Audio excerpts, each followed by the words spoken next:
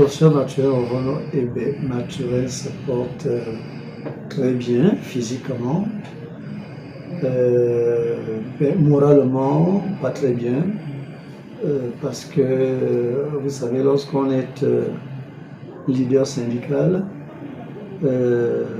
on a toujours à cœur de porter la corporation et surtout de veiller à ce que la corporation, veiller à ce que cette corporation ne soit pas lésée d'une façon ou d'une autre.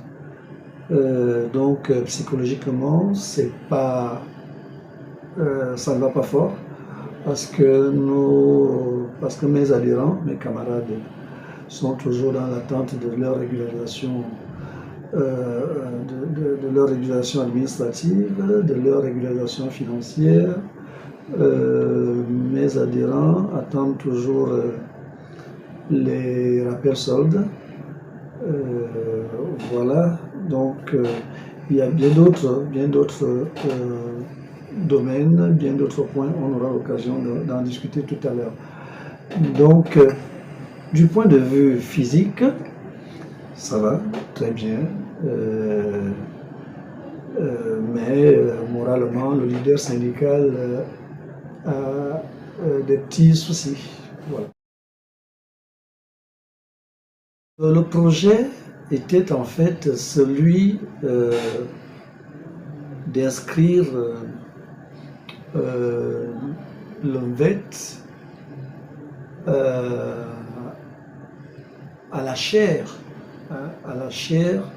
des littératures et des arts africains de l'Académie du Royaume du Maroc.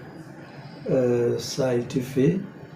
Maintenant, l'une des recommandations de l'Académie du Royaume du Maroc était de créer une chaire d'ONVET ici au Gabon. Et comme je suis enseignant permanent à l'université Omar Bongo, c'est au sein de l'université Omar Bongo que je devrais créer cette chaire. Donc c'est l'université Omar Bongo qui devrait en fait créer cette chaire.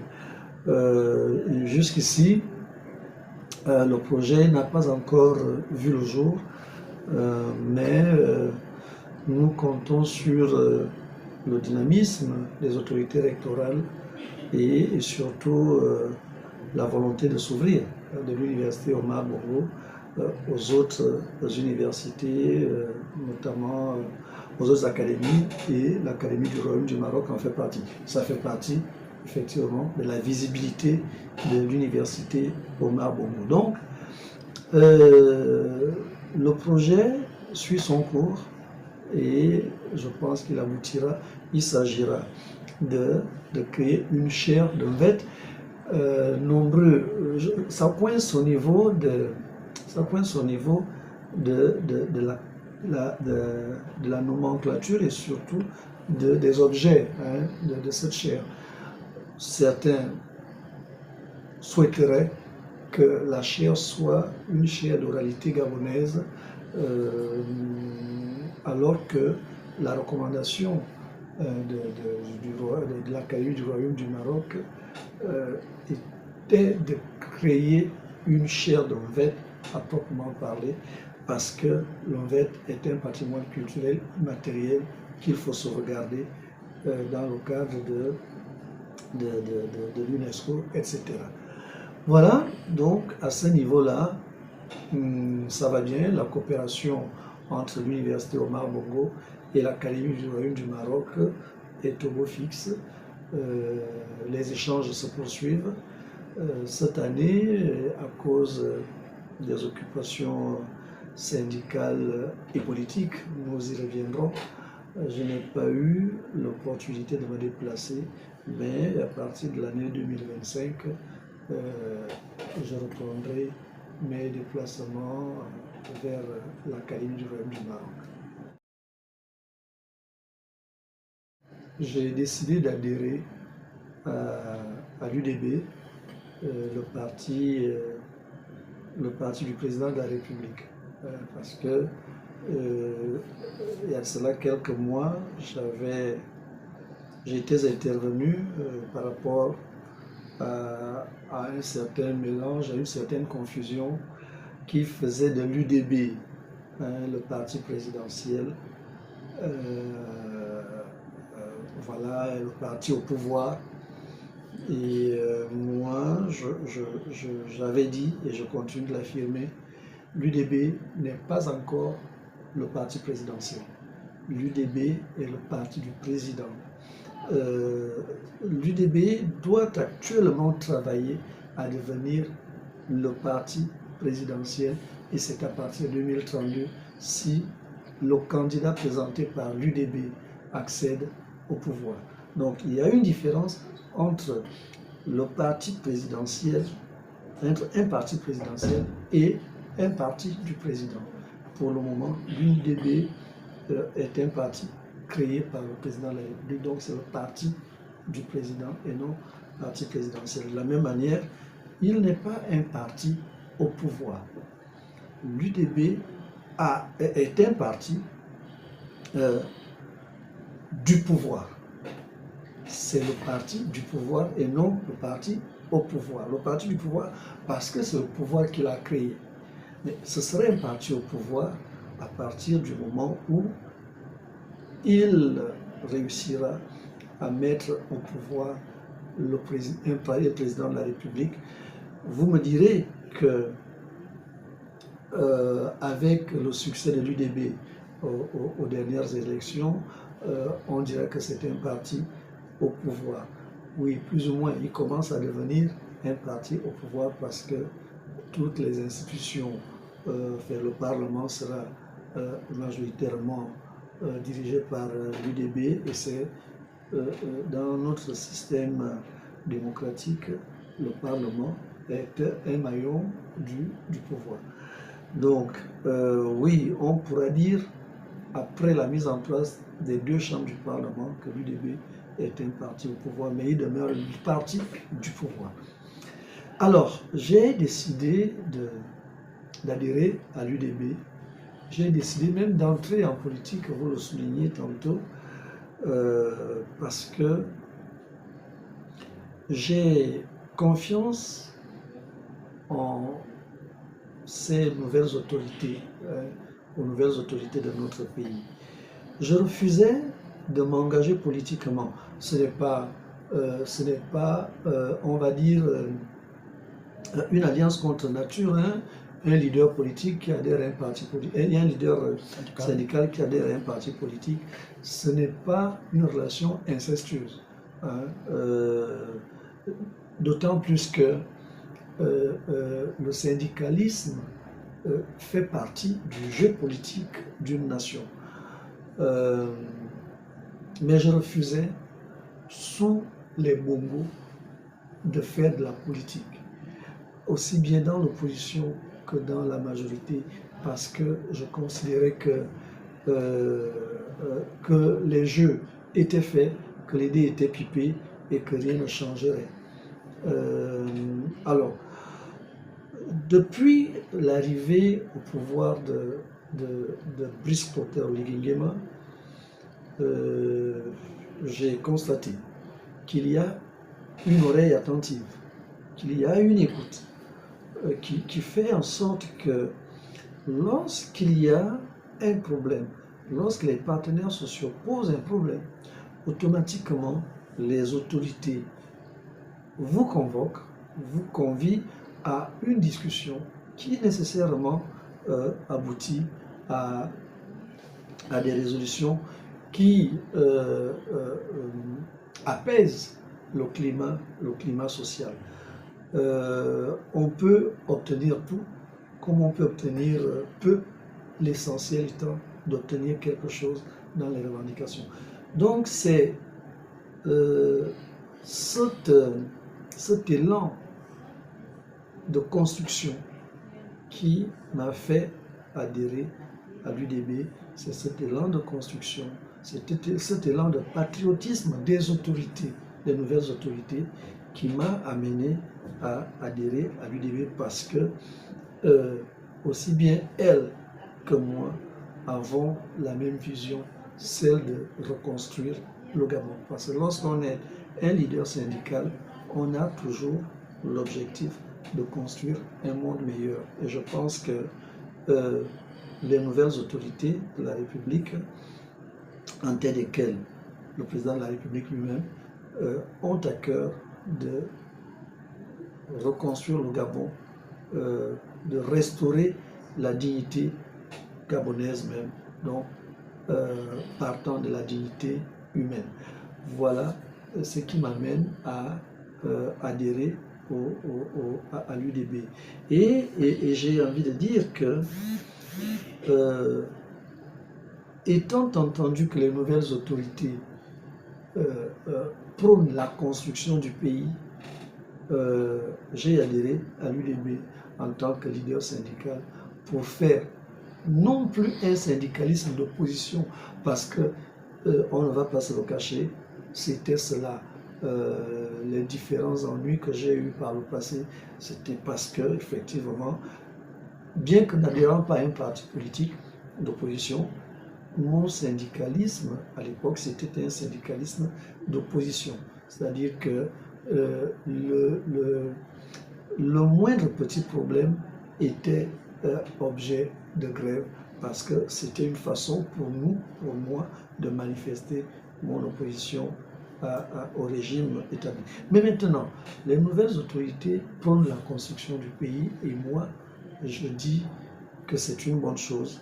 Et c'est pour cela que je pars du syndicalisme d'opposition au syndicalisme de construction, parce que je veux construire avec les nouvelles autorités. Et c'est pour cela que depuis 2 ans, je parle de co-construction entre les partenaires sociaux et les nouvelles autorités, parce que ces nouvelles autorités ne considèrent pas les partenaires sociaux, du moins ne considèrent pas les syndicalistes comme des adversaires, mais comme des partenaires. Et c'est comme ça que le définit l'OIT, l'OBIT, etc. Donc, avec les nouvelles autorités, nous sommes désormais des partenaires sociaux, et c'est ce qui m'amène à adhérer à leur idéologie à partir de leur parti. Avant l'arrivée du président français, j'avais déjà écrit une lettre. J'avais écrit une lettre au président français, et j'en avais écrit une autre au président gabonais. J'avais écrit 2 lettres à ces hautes autorités administratives mondiales. Le président français est une haute autorité, c'est le premier des Français. Le président gabonais est une haute autorité, c'est le premier des Gabonais. J'ai interpellé le président français dans une lettre par rapport à 3 points, 3 aspects. Le premier étant vraiment de mettre fin au néocolonialisme. Au néocolonialisme à partir des accords de défense qui sont en fait un pacte néocolonial. Donc, j'ai interpellé le président français à ce sujet, en lui rappelant que depuis 1960, le Gabon est un pays indépendant et il entend le rester. Donc, les accords dits de défense, et qui sont en fait un pacte néocolonial, nous, intellectuels gabonais, nous disons non, on n'en veut plus, parce que ça a contribué à retarder le Gabon, ça a contribué à continuer à faire du Gabon une colonie française maquillée. Voilà. Donc, il y a ces accords de défense, ce pacte néocolonial auquel il fallait mettre fin. Il y a, et c'est une continuité du pacte colonial, il y a la gestion du franc CFA. Il y a la gestion du franc CFA par la France, parce que, pour ceux qui ne le savent pas, mais la majorité des Gabonais le savent, le franc CFA est frappé par la France. Frappé et émis par la France, d'ailleurs. Et l'un des accords c'est que les pays membres du franc CFA doivent laisser 50% de leurs réserves monétaires au Trésor public français. Et ça, c'est un boulot d'étranglement pour l'économie de ces pays. Le Gabon est l'un des derniers pays qui verse encore ses réserves monétaires au Trésor public français parce que bon nombre de pays d'Afrique de l'Ouest sont sortis de ce carcan. Donc, j'ai interpellé le président Macron par rapport à cette situation du franc CFA qui continue à étrangler nos économies et ne font pas en sorte que le Gabon ait des marges de manœuvre importantes par rapport à son économie, par rapport à sa propre monnaie. Parce que, vous le savez, le franc CFA a une parité fixe avec l'euro. Donc, il est impossible, quasiment impossible, pour les autorités gabonaises de jouer avec la flexibilité de leur monnaie.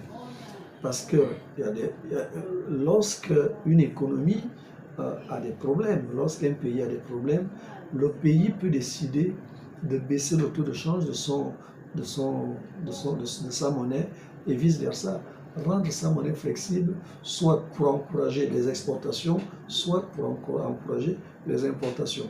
Mais avec la parité fixe, et avec l'euro, et ces 50% des réserves monétaires hébergées par le Trésor public français, le Gabon a une marge de manœuvre vraiment insignifiante.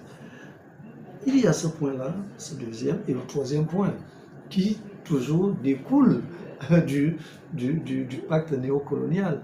C'est en fait la condescendance. La condescendance avec laquelle les présidents français s'adressent aux présidents africains francophones surtout. Je n'avais pas apprécié cette condescendance au Burkina Faso avec le président Roch-Marc Christian Kaboré. Je n'avais pas apprécié cette condescendance avec le président congolais, on m'échappe, Tshisekedi, merci. Voilà, je n'avais pas apprécié. Et j'ai attiré son attention quant à sa prise de parole au Gabon. Éviter une telle condescendance, une telle arrogance. Parce que, en tant que président français, il se croirait en territoire conquis et qui lui permettait d'avoir une certaine posture paternaliste. Et c'est ce paternalisme-là, c'est cette arrogance, c'est cette condescendance que je ne voulais pas qu'il affiche en prenant la parole au Gabon. Donc, ces trois aspects, j'avais attiré son attention dans cette lettre-là, mais quasiment la même lettre, je l'avais adressée au président Brice Clotaire Oligui Nguema, mais en des termes différents. Dans ma lettre,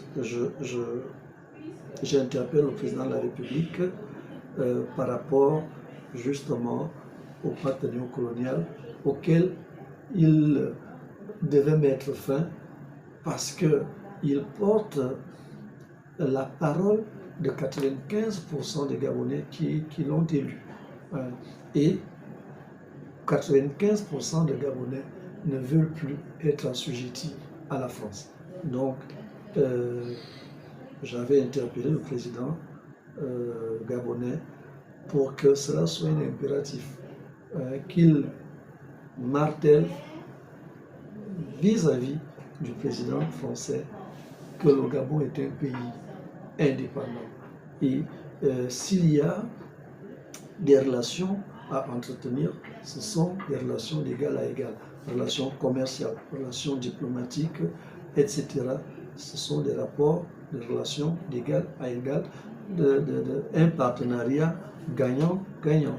Et j'avais pris dans ma lettre le cas d'Eramet et de Total qui continuent à peser sur notre économie et que finalement il fallait que si ces entreprises opèrent au Gabon, il fallait qu'elles opèrent au Gabon avec les règles fixées par le Gabon et non avec les règles fixées par la France.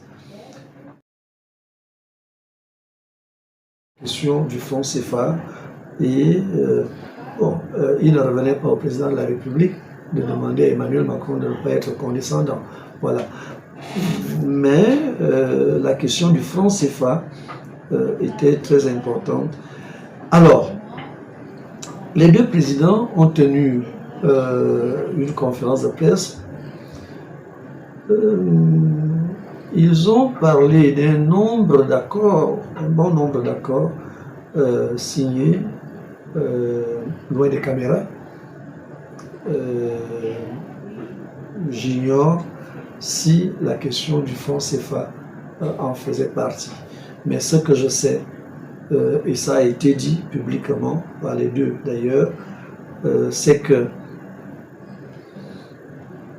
au niveau du pacte néocolonial, les entreprises françaises, par exemple, doivent désormais opérer au Gabon selon la réglementation française, payer les impôts et les taxes au Gabon et non plus comme en France, etc.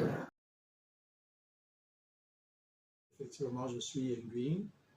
Je défends l'honneur Yenguin et je ne permettrai pas que quelqu'un, fût-il Yenguin, déshonore ce clan. Vous comprenez. C'est-à-dire que nous parlons de Gaël, comme nous pouvons parler de mon propre frère qui souillerait l'honneur des Yenguin. Bref, Gaël est une Camerounaise. Gaël est une Camerounaise que sa mère, supposée mère, emmène au Gabon à l'âge de 12 ans. Sa supposée mère, je parle de supposée parce que vous pouvez faire le test ADN, le test de paternité ou, entre guillemets, le test de maternité. Gaëlle n'est pas la fille de celle qui prétend être sa mère. Bref, après investigation, Gaëlle serait sa nièce. Elle serait sa nièce. Bref, là n'est pas la question. Gaëlle arrive au Gabon avec, on va dire, sa mère. Elle a 12 ans. Sa mère se marie avec mon grand frère Patrick Nguemando en 2009. En 2009. Et dans les 2 ans qui ont suivi, sa mère a abandonné Patrick. Elle s'est installée en France. Je ne veux pas faire offense à une nationalité ici, je préfère pas. Mais je dis que c'est une femme, une Camerounaise, qui avait besoin de papiers gabonais, et Patrick Nguemando étant franco-gabonais, parce que la mère de Patrick Nguemando est française. Alors, ayant épousé un franco-gabonais, ça lui facilitait la tâche pour se rendre en France. C'est ce qu'elle a fait. Elle est partie en France, Virginie. Elle est allée en France, aurait épousé un Français, abandonnant sa fille. Mais en abandonnant sa fille, Patrick Guémando, qui a le sens de la parentalité, décide de ne pas éjecter l'enfant, mais il avait demandé le divorce. Il avait demandé le divorce en épargnant l'enfant. Et c'est comme ça que Gaëlle grandit. Elle vit au domicile familial de Battery 4. Sa mère est partie. Elle ne cherche pas à retrouver sa mère, mais la famille lui donne quand même un studio au domicile familial de Battery 4. Battery 4, c'est un quartier UP. Malheureusement, même du vivant de Patrick, même du vivant de papa, je ne vais pas dire mon oncle, parce que vous savez, chez les femmes, le frère de papa, c'est papa, c'est pas l'oncle. La fille montrait déjà ses relents de violence, consommation de drogue, trafic de stupéfiants, prostitution, etc. On avait attiré son attention. Il y a eu des conseils de famille pour attirer son attention. Mais du vivant de Patrick Guémando, il était hors de question de la mettre dehors. Ce que Gaëlle aujourd'hui, qui crie à l'injustice, ce qu'elle ignore, c'est que après la disparition de Patrick, Gaëlle est restée à la maison, au domicile familial, dans le studio qui lui avait été attribué. Mais le comportement ne changeait pas. Pensez-vous que un enfant qui n'a pas été adopté, parce que je mets quiconque au défi, j'ai vu que sur les réseaux sociaux, ils ont brandi un acte de naissance. Mais attention aux tribunaux, parce que ça, ils ont fait faux et usage de faux.